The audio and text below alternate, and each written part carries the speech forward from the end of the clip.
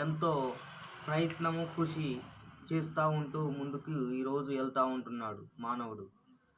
కానీ మరి దీర్ఘాయువు కావాలి అనంటే, మరి మనం ఎక్కువ కాలం బ్రతకాలి అనంటే, వీటన్నిటికంటే ఫస్ట్ ఆఫ్ ఆల్ దేవుడు చెప్పినటువంటి సూత్రం ఏమిటి?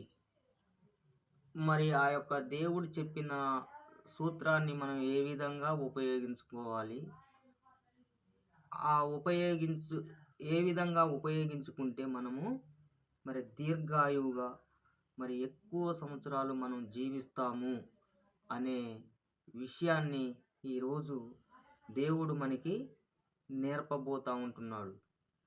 కాబట్టి ప్రియమైన దేవుని వారలారా, మరి మనము మంచి ఆహారం సేవిస్తేనో, బాగా ఎక్సర్సైజులు చేస్తేనా, లేక మన